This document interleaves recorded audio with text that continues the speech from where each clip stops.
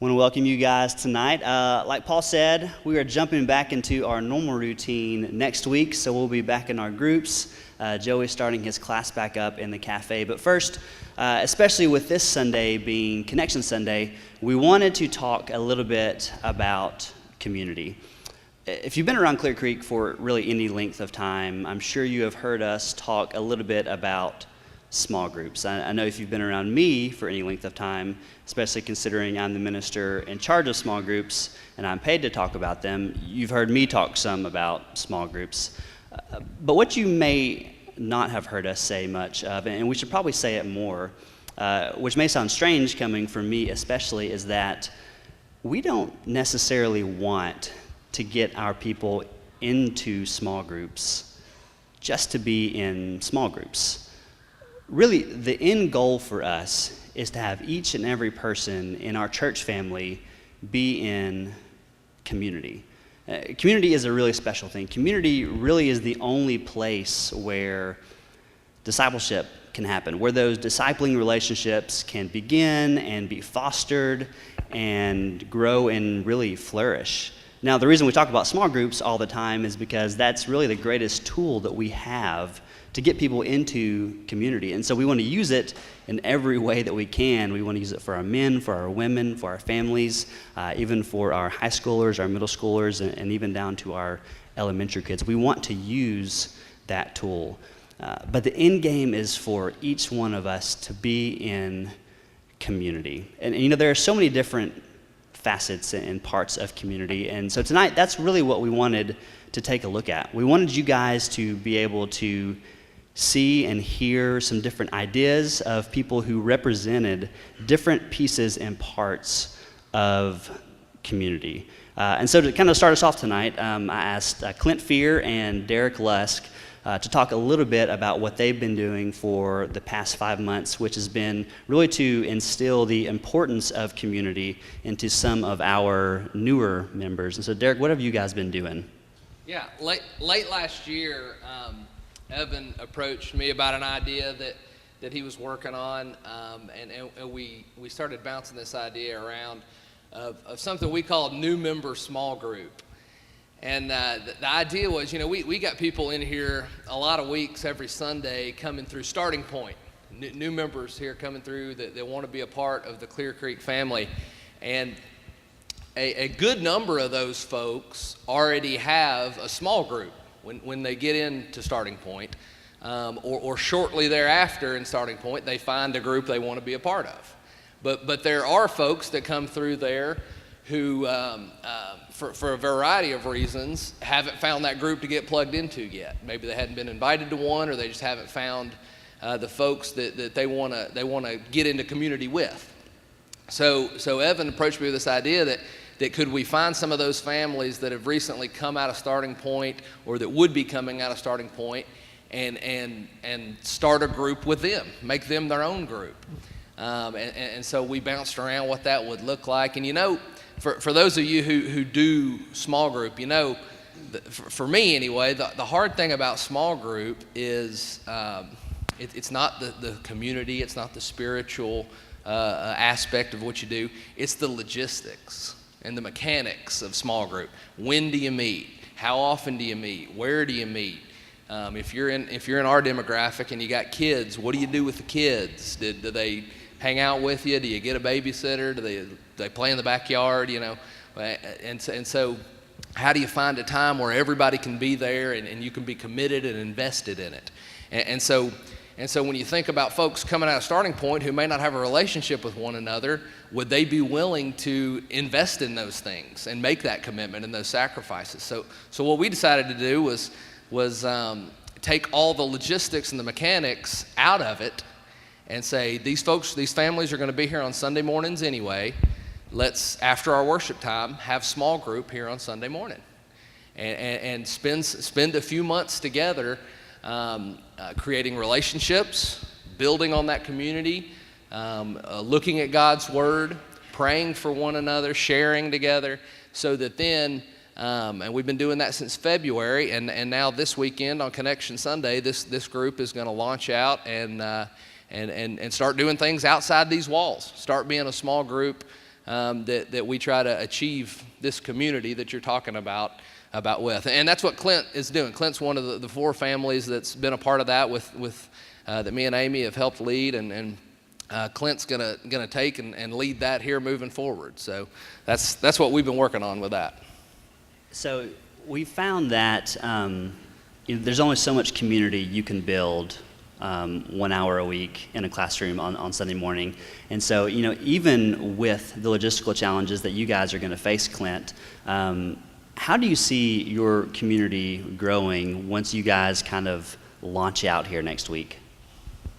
Yeah, I think what you guys have done is great, and I'm glad that this church has really going in this direction, because one thing we've just seen in the short 5 months is a developed bond where we have shared good times, we've shared bad times, we've prayed with each other, we've laughed.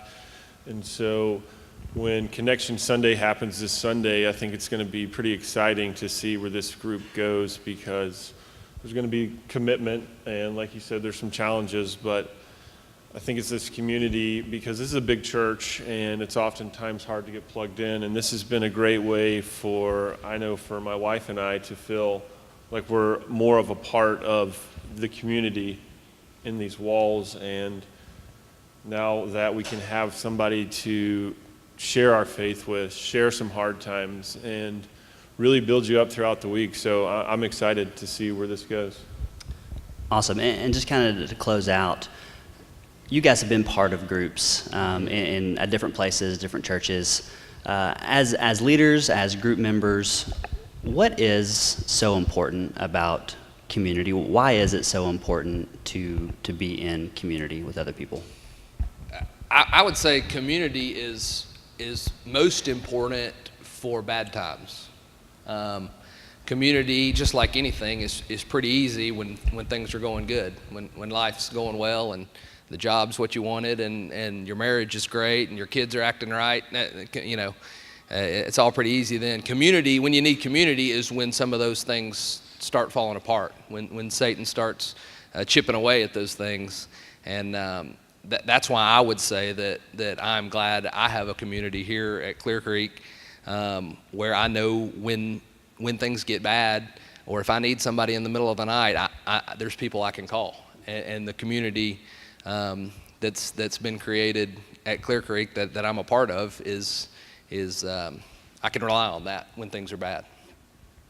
Yeah, I'll share a quick story. So this will be my 4th or 5th city in probably 15 years, and I've been a part of 2 other small groups. And just a quick story, in one of those groups there was a new family that had moved to Jacksonville to be the youth minister, and they were having their first child. The kid got very sick. They weren't very well off, but they were getting established. But they were in our small group, and you saw the power of everyone in that group really bond around them while their family couldn't be there, and we were their family. We are their family, and we're still in connection with them. And one thing that Gary is his name, Gary said is, you guys were there in the time of need, but I still feel you when that need is not around. And so I think that's the power really of the small group and that community that you can build with one another. So, yeah. Awesome. Thanks, guys. So as these guys are going down and our next crew is kind of heading up, most of you guys who know me know that I grew up here in Chattanooga. So Chattanooga has always been home for me, but that is not the case for a lot of you. And so what I have always thought is so neat about community is that no matter where you are, no matter who you have to leave or what you have to leave, community can very often make you feel like you're home. And so that has been kind of the case with these guys. And so this is Brad and Kim Schumpert and Daniel and Cherie Moore. And so Brad and Kim, you guys ain't from around these parts. Tell us a little bit about your journey getting here. Well, Kim is kind of from around these parts. She grew up in the Harrison area, but I took her to Arkansas with me for 20 years. some of that was in ministry, and then they say I flipped to the dark side and now practice law. So when we came to Chattanooga about a year and 8 months ago, we felt the freedom, I guess, to look around and pick any church in the entire city, and I think we tried all of them. Our kids were wondering if we were Methodist, if we were Presbyterian, are we Episcopalian? So, and finally, we said, we've got to try Clear Creek. One, we know the language. We grew up in the Churches of Christ, Lipscomb, Harding, mixed marriage. And two, we appreciated some of those values, those similar language, those camps, the exciting things. And the first Sunday here, we heard the leadership talk about planting a new church for new people, and that really spoke to our heart. But we kept coming for a few months and realized we didn't know anybody, and that's when I reached out to you and said, we need to find some people that we don't just say, hey, and I lean over, what was their name again? Yeah, and that's when we got into Tom and Amy Jackson's small group with Paul and Amy, and actually got to know some people and felt like we were home. So I grew up here, and being away, we've always, for me, small group has always kind of been an anchor. I've always kind of sought that out, because as you're raising kids and going through all of that, especially during law school, you need that anchoring. And so it's always been something that has brought us back to, we've gone through some really rough times, to your point. We've gone through some really rough times with some of our closest friends in small group. And it's just interesting over the lifetime of our marriage to see how that web has been woven as you travel and move and go through things. And I'll just share a quick story of just how small group can make you feel like you're really at home. We were in Little Rock as part of a small group, and we were actually in class on Sunday morning, but we had kind of gotten to know some of the younger couples of this particular class, and I shared a story, and some of you know my story and know that when I was younger, I lost a brother. When I was 13, I lost my older brother, who had been 18 at the time, and he'd just finished his first year of college at TCU, so he was in Texas. And what was interesting about that is, here I was, this was 20 years after this happened, and I'm sitting in a classroom at Sunday school in Little Rock, and I tell this story, and of course my name is different. I'm Kim Shumpert at this point, not Kim Campbell. And so I start telling the story, and I never even mentioned any name at all. And after that class, a young lady came up to me and she said, "Was your brother Rob Campbell?" And it blew me away. I said, "Well, yeah. How did you know that?" And she said, "Because she had lost a friend in high school in an accident, and my brother's best friend from college had ministered to her as the friend of somebody who had lost someone. So while the family was being ministered to in the loss of a child, he saw it from a totally different perspective as the best friend, and came to her and ministered to her. And now here she was, 20 years after the impact of my brother, ministering back to me." So that to me is the impact of what a small group can mean, and the body of Christ. That's just that reciprocation over time. And not everybody gets that, and so it's a real special thing. And for us, it's been, a real affirmation about what that means to us. Yeah, that's awesome. And so, Daniel and Sheree, you guys have been in several different communities, in different places, and actually sometimes even with the same people, which is odd. So tell us a little bit about y'all's story and how you ended up here. So we've been married about 15 years, and basically 4 major cities during that 15-year span, similar to some others. And when we first got married, I was still in college, and there's not really a specific class that has labeled on the door for college students and young married people necessarily. We're sort of in 2 different worlds. But we were fortunate enough, we didn't really feel like we fit in that much in just the college class anymore, just because a lot of things were different in terms of life and things like that. We were fortunate enough to find a young marrieds class that had a small group at our church in Cookeville. And we built some really strong bonds with a lot of good friends there, friends that we still keep in touch with today. And then when I graduated from school, we moved to Charlotte. And we knew when we went looking for a church home, we didn't have an enormously long list of exact specifics, but one thing we knew was that we wanted somewhere that had an active small group, section basically, and people that were engaged in that. So during that time, we met Chris and Courtney Reynolds. As it turned out, they lived we didn't know this when we bought our first house, but they lived like a mile and a half from us. So we were in a small group with them for several years. And then after we knew them for a few years, Chris and I did a Bible study together with a few other guys on one night a week, and became pretty close. And then at some point, Chris moved back over to Tennessee for work. I don't remember what year; those details escape me at this point. But so anyway, we kind of kept in touch. But a few years later, I ended up having to change jobs and move back to this area for my new position.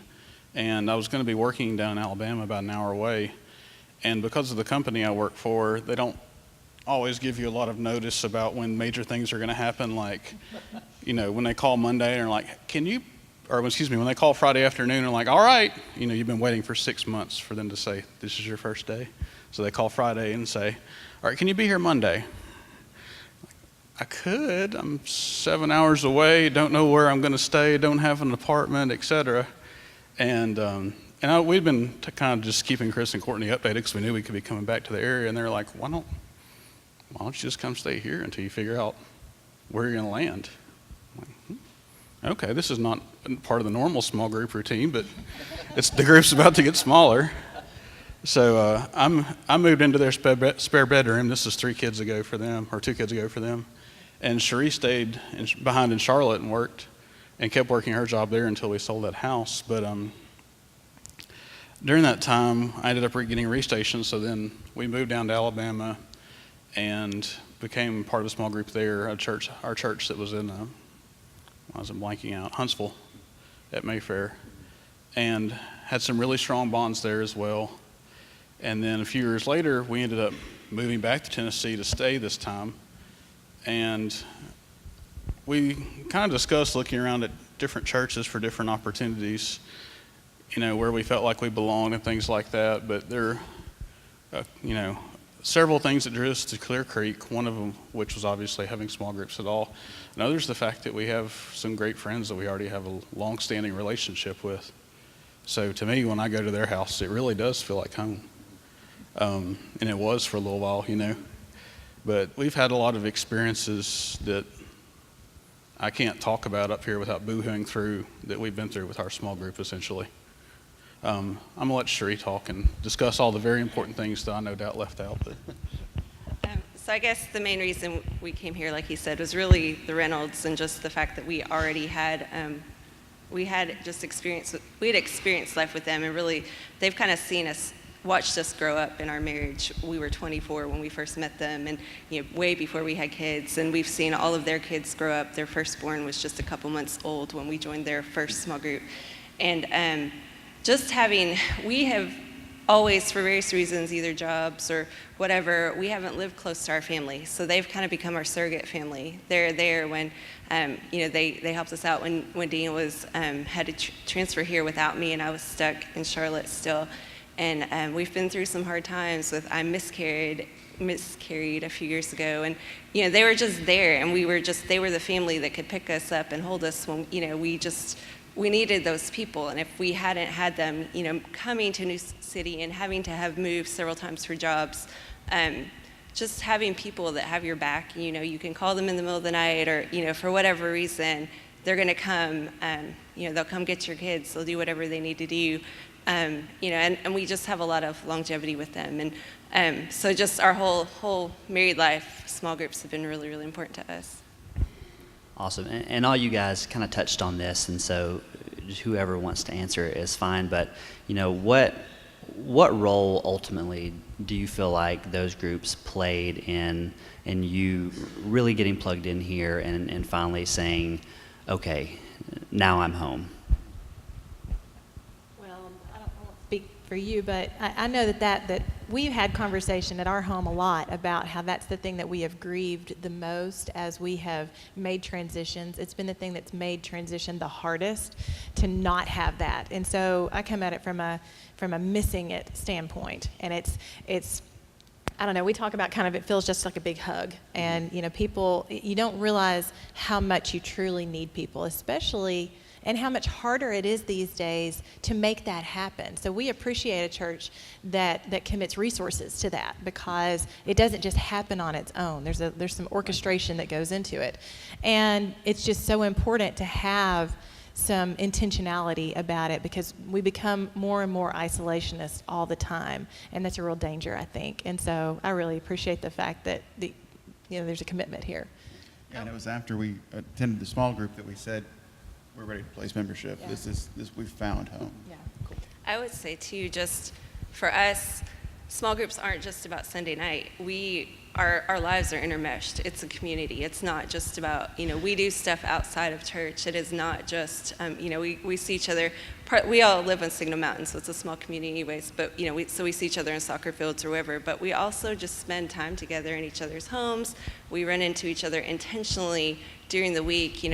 Courtney and I, especially right now, are just in a phase of life where our lives kind of overlap a little bit more, but we make those efforts, because if we didn't, I would be lost, without, I need that community, and it's a bonus that it's my church family. And I'm going to touch on what you're saying about the Reynolds too, because we came to Signal Mountain and they were some of the first people that we met. And it's interesting when you have that intentionality about being a group leader, it sort of permeates, even if like we're not in their group, but it permeates their personality. So they're intentionally thinking about that as they're meeting people. And they were some of the first ones to invite us here as well. So it's just, when it's top of the mind, Sure. You live your life that way. Yeah, absolutely. Awesome. Thank you guys so much. All right, so as this next crew is coming up here,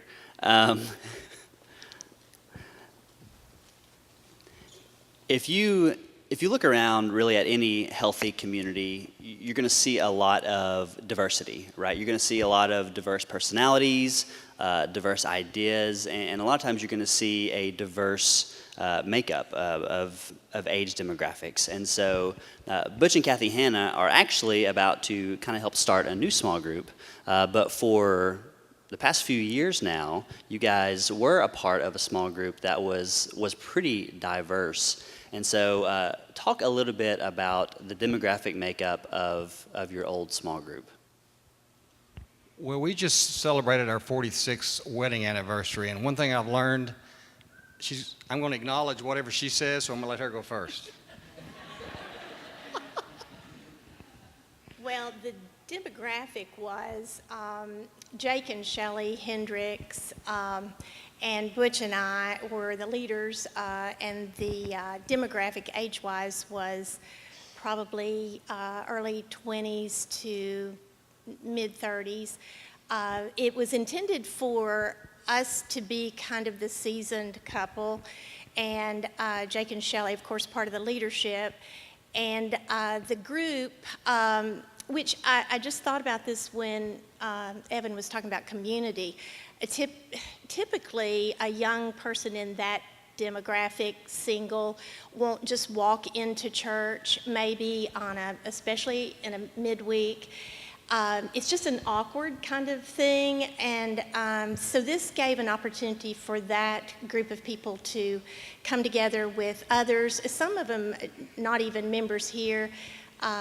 Even when we finished in that small group, some still are outside of Clear Creek, but we're inside community primarily at our house until we grew. We met in the cafe for a few years as well. But we were, of course, the older mom and pop, I guess, and the younger ones were at the beginning.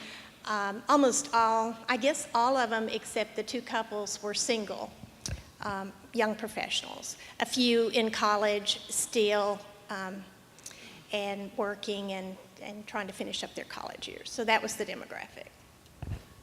I agree with everything she said, but I have a few things to add. Of course, of course. I think it's important to note, and we were talking about this at dinner tonight, was the way this group started, which was about 10 years ago. It's a long time for a small group, and we counted at one time, the Hendricks and us counted probably 75 different young professionals that had come through the group at some time. But the interesting thing to note is as I recall, the way the group started was, I think it was the staff that recognized maybe we were short in a group at this church meeting their needs, and that would be the young professionals. And so with the staff's urging to Jake and Shelley, and then they approached us, we decided we would start this small group. And to me, the demographics, as the pop, as she pointed out, when I think of young professionals, in my era, it was 22 when you got out of college to you started kids late 20s. Well, that's all changed. But that was really my thought process. That's probably what we'll be looking at. And it might have started out to some degree to that. We had started with a small nucleus of 7 or 9 that came to our house on Tuesday evenings. But it quickly changed. It quickly evolved into a lot, and it was like a roller coaster. It would be not the same group any given month, And because of the nature of the demographics, a lot of these young professionals would be traveling during the week. And so it was just kind of interesting, I think, to note how it started. And I want to give the staff a plug for that. I think the staff actually, and Jana would meet people as they came here as visitors. So the first time we met them, a lot of times was when they showed up on our porch on Tuesday evening. They might have visited and we didn't know it and so forth. And so it's kind of interesting to see how that works. So what was that like? I mean, you pretty much had 3 distinct stages of life there, especially when Jake and Shelley had Ruthie. You had a young family, you had the young professionals, and then the seasoned veterans. I like that much better. Say that nicely. What was that like, being in a close-knit community with all those stages of life? Well, we were talking about this earlier too, and we've talked about this throughout those years, that as it turned out, you don't anticipate this, I guess, in any small group, what the blessing is going to be. But the blessing of being able to know that group of people that I would not have known those young people, probably our paths would not have crossed at church, just in a regular setting. But because of that, now I think we're about to go to our 4th wedding. That is another that's another thing that comes out of being in that demographic too. But we've watched them mature, and at times they just wore us out, literally, with their dramas sometimes and with their lives. And but we were already almost worn out anyway, so it didn't take much. But sometimes the police would get called because they would still be out in the driveway doing the sensor, and our neighbor called the police because they thought somebody was trying to break in, I guess, because we turned out all the lights. We thought it was over. You were asleep by 5, right? No, it was pretty late, really. But anyway, so we've had a lot of different experiences, but I would say the greatest of those were the blessings that came out of that. I know they blessed my life. I told Butch we won't know till our funerals, and then you'll know maybe whether we bless theirs. So I would just have to say that's probably the best part of it. And as I noted earlier, there were a variety of people that came through, if you want to call it that, for whatever reason. Relocation, for the most part, disinterested, probably to some degree. But there were times, as I said, this group started at 7 or 9, and at one time we grew to 30, and thought about splitting it, and you thought we were getting ready to create treason or something. So there was a lot of peaks and valleys, and as Kathy pointed out, it was extremely rewarding, extremely exhausting. I'm not used to going to eat dinner at 8:30 after the small group on the Tuesday evening, since we've already eaten at 5:30, as you pointed out. And I'm not into the new era of music that they are, but I would act like I was. Bonfires, those were a thing of the past, I thought, but we jumped in there and really enjoyed it. It actually was refreshing to some degree. We've been involved in small groups shortly after they started here at Hixson/Clear Creek, and we've gone through a variety of groups ourselves, hosted several different kinds, And we were ready for this. We were ready for a change when we took on the young professionals. And we're ready to move past them now as we're going more to a group and our peer group. And I really think that's important to note. We told Jake and Shelley about a year earlier that, look, this is kind of where we're thinking we need to do. This is a good time. And we talked about the strategy, how to do that. We say we were worn out. I don't, physically it wasn't that tasking.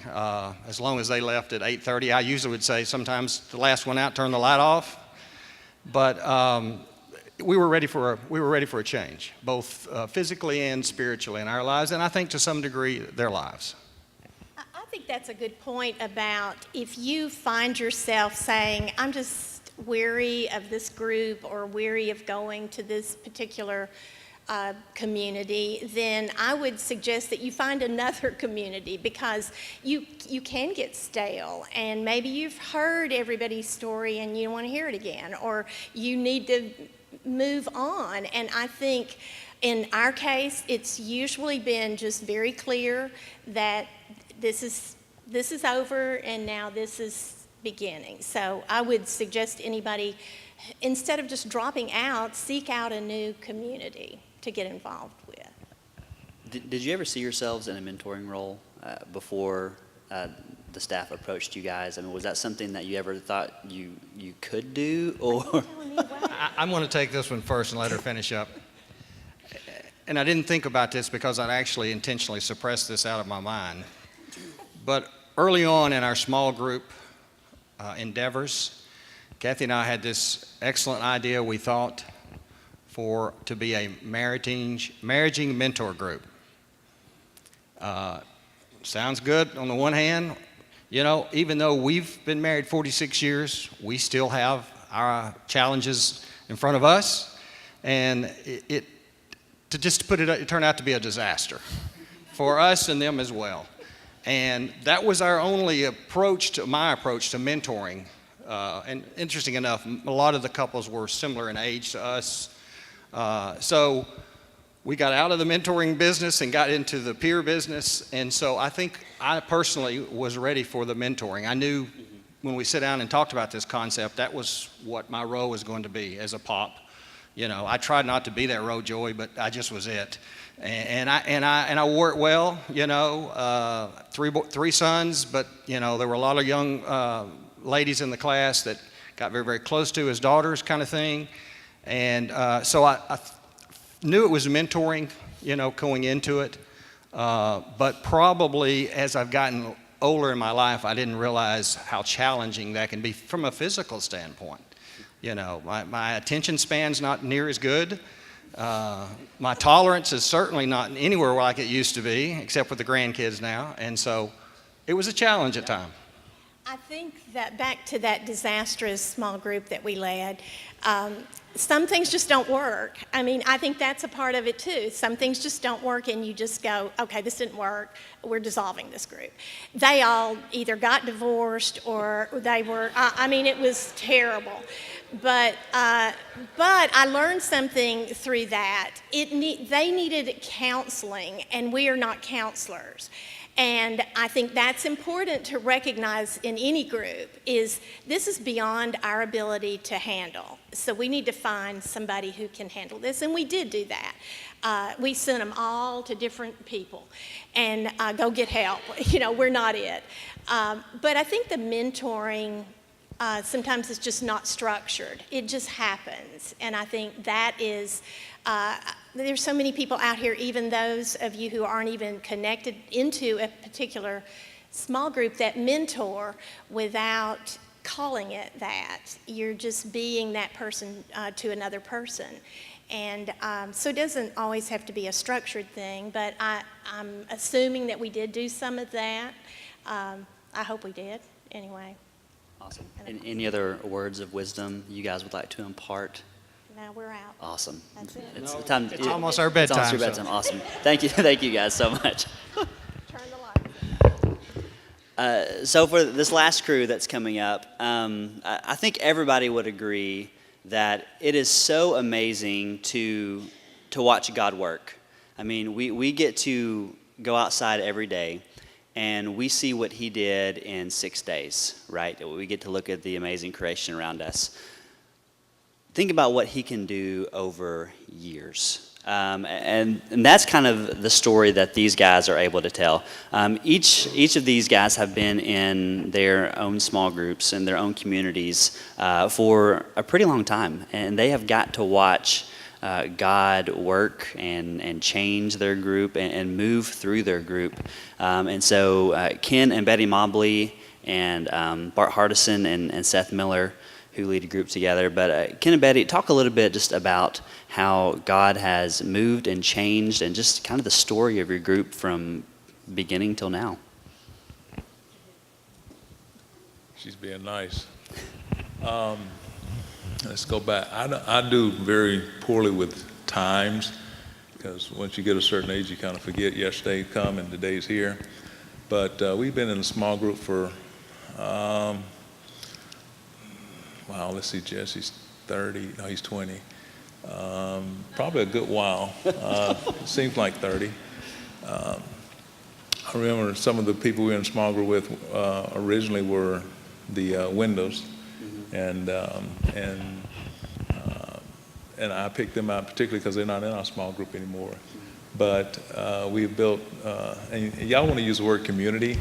I think of relationships and family. It's more defined because when they was talking about community, I was like, okay, let's go get Webster out and see what that really means. But they're family, and I was talking to Tom and Pascal the other day, and Pascal's changed jobs and whatnot, and I was just like, okay, I've been through what you're going through, and that means I'm old. So, trying the logistics with the kids and whatnot, just call me. Thank God that he's got me in a position where I'm retired, so I've got pretty good time I can juggle with. And so I told him, I'll help with the kids, take them to and from and what they need to do and things like that. So being at that point in life, we're in a small group right now with several people. I'm going to try to give them names that show them age again. Wow, pressure. I've had this problem today a lot, trying to come up with names. The Elliots, thank you. Yeah, see, we work good together. The Elliots and some of the hardships that they've gone through here just recently. And the interesting thing about that, and I'm going to try to say this without getting emotional like a woman, It's okay. their son and our son was alien at about the same time. And we were holding each other up and trying to encourage each other. And,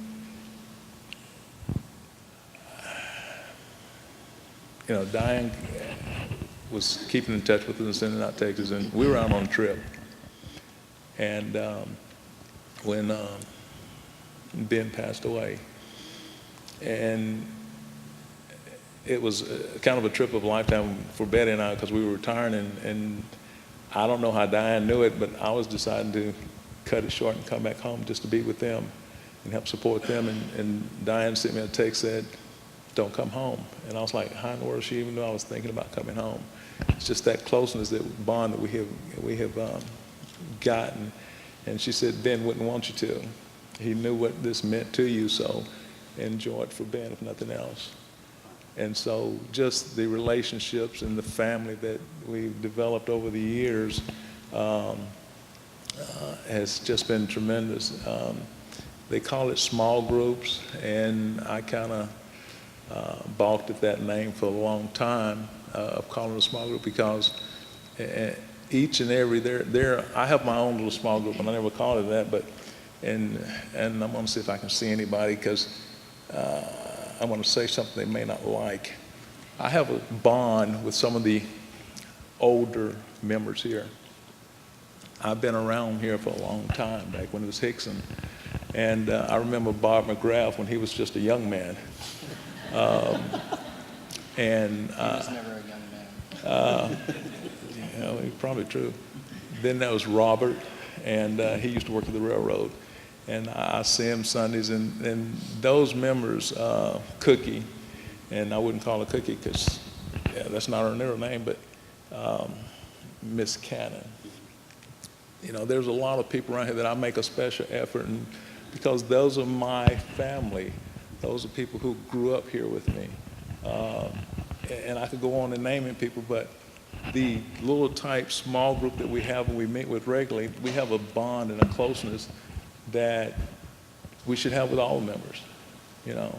And so, yeah, and I probably rambled right on, and you probably didn't want to know all that anyway.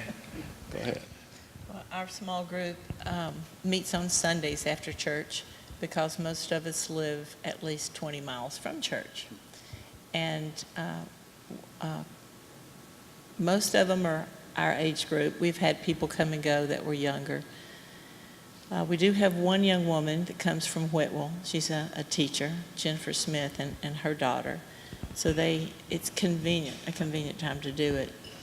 But we started off doing a specific Bible study or watching a video and learned a lot of knowledge. It was a lot of fun, but what I think we've really enjoyed is joy after the services where we fill out our little thing on the back. We all get together and what did you get from the sermon? And it becomes, you relate it to your personal life and it becomes really real. And these people are my family. Also, when we do fundraisers, not necessarily fundraisers, but Christmas comes around and we have so much fun rallying together and making our list, and the guys are great to back us up, and then we all get together and wrap presents, and it's been great. My mom, who lives with us, will be 83 on her birthday, and she has had some health issues and has not been coming to church. But she still asks about the members of the small group. They still call her and check on her, and when we're out of town, they kept an eye on her. And they have been there for us, and hopefully we have been there for them. It's really awesome. Bart, Seth, what's kind of the journey that God's taken your group on? We argued for a little bit about how long the small group's been around, and it's hard to imagine how quick time goes. Tracy set us straight, though. And Jenny and I have been at Clear Creek now for 5 years, and learning about the small group thing here, we decided to go visit a small group on Sunday night because we were normal Church of Christ people. And we went to this little small group that met at the church building, and we were just so surprised by this group, how real they were. And over those 5 years, we've gotten to know over 15 families intimately. We've seen our children graduate. We've gone to weddings. We've seen first grandchildren and second grandchildren, celebrated retirements and several baptisms. And a common theme too is, the bad times as well of surgeries and layoffs, job changes, deaths in all our families, and sickness.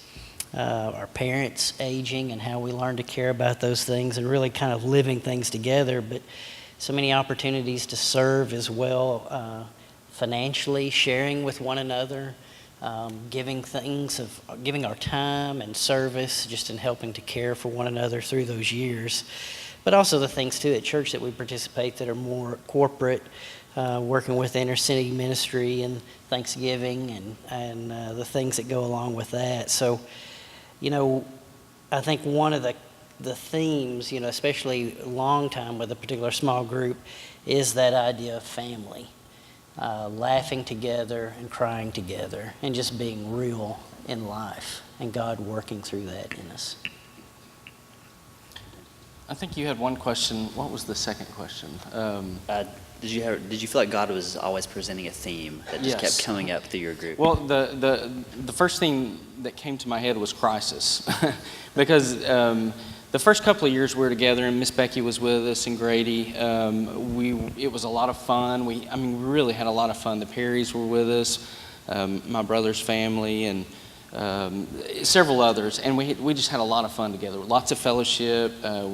We even sang, in our small group, and probably ran a few families off with that, But we had a lot of fun, and then life happened, and we had lots of hardships, lots of trials.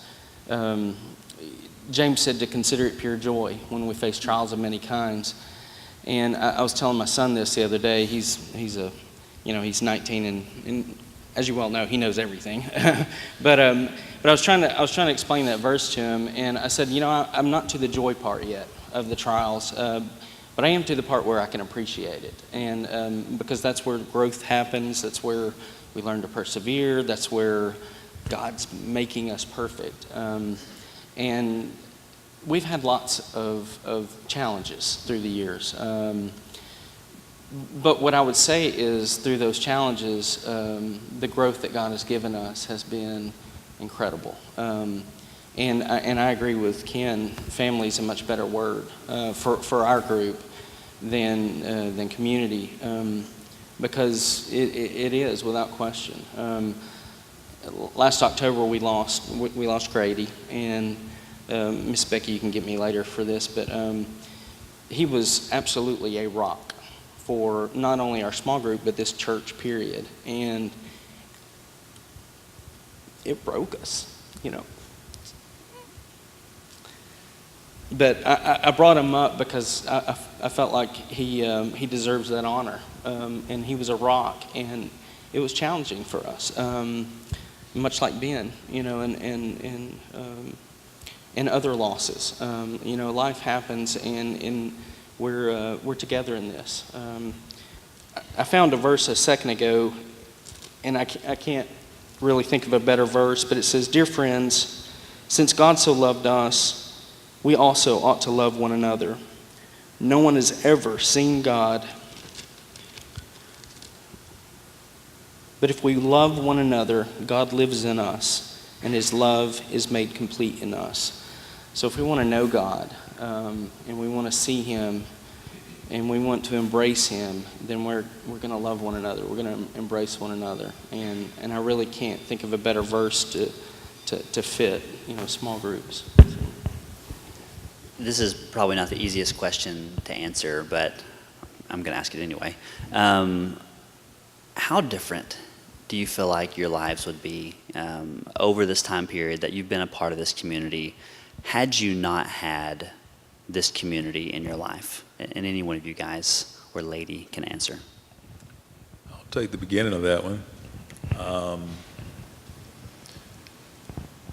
I'm a loner. I talk with people, and that's not a problem. I enjoy that, but I can go inward real easy, and I like it. I like my company. And so without small group pulling me out, and it's not so much pulling me out because it's an opportunity to serve, and that's the good part. I don't mind doing it. I love doing that. But I can easily go within real quick. Small group gives me the opportunity to help somebody else. And I feel like without the small group, it would be easy for me to go out in the cabin in the middle of the woods, out in the middle of nowhere, and be there, except my wife wouldn't be with me. She's already told me she's not going out that far. But yeah, it's been an opportunity, one, for me to serve, two, to make family connections, and just has made my life more complete just by having that friendship. I get a call from, and I'm going to embarrass somebody on the stage before they do it to me. I get a call from Bart regularly, out of the clear blue, and he'll send me a text and says, how was your day? And I know his days are a whole lot harder than mine because I'm retired and he's not, and I keep rubbing that in. But he's concerned about how I'm doing. I'm good. I don't have to get up in the morning, but I get up at 4 o'clock and I can go back to bed. He gets up at 4 o'clock, he has to go, But he's concerned about me, and just those family connections make a big difference. I think you about said it. I would just say it would be much less rich. Family and closeness and sweating together and bleeding together and serving together and loving together it brings a richness to your life. And so that's what Awesome. All right. Thank you guys so much. As we kind of close out tonight, really the biggest thing, like we said, we wanted to do tonight was just show you guys really the importance of community and all the different pieces that it can entail. God built us for community, and we want nothing more than for each and every one of you guys, each and every person who's here, who's part of our church family, to be a part of those communities. There's some powerful things that these guys were able to speak on tonight. So as we get ready to launch out into our groups, if you're not part of a community, we would love to talk to you about getting into one. But I do just want to say that we are so blessed to serve a God who has created us to be in love with people, to be with people, and to be in community with them.